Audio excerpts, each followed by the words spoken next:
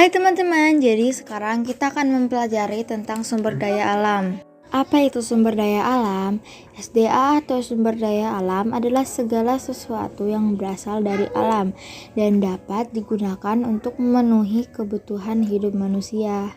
Sumber daya alam dibagi menjadi dua jenis, yaitu sumber daya alam non-hayati atau abiotik dan sumber daya alam hayati atau biotik. Sumber daya alam non-hayati atau abiotik adalah sumber daya alam yang bukan berasal dari makhluk hidup atau benda mati, misalnya air, sinar matahari, udara, tanah, bahan tambang, minyak bumi, dan gas alam.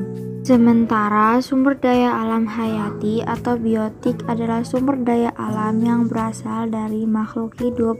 Sumber daya alam hayati atau biotik bisa berasal dari hewan dan tumbuhan, misalnya ayam, sapi, sayur, padi, jagung, kapas, kayu, teh, kopi, hingga ikan. Sementara berdasarkan sifatnya, sumber daya alam terbagi menjadi 3 macam, yaitu sumber daya alam yang tidak dapat diperbaharui, sumber daya alam yang dapat diperbaharui, dan sumber daya alam yang kekal. Sumber daya alam yang kekal adalah sumber daya alam yang takkan habis dan selamanya ada di bumi. Contohnya air, udara, angin, sinar matahari, tanah, gelombang, pasang surut, dan panas bumi. Sumber daya alam yang dapat diperbaharui artinya bisa dibuat dan dipulihkan kembali. Contohnya hewan, tumbuhan, dan pepohonan.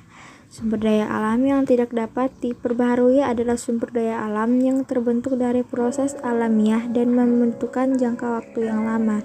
Contohnya minyak bumi, batu bara, dan gas alam.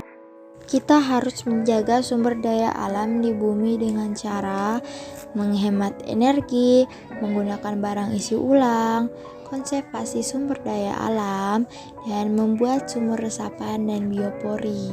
Sekian dari video saya, sampai jumpa di video selanjutnya.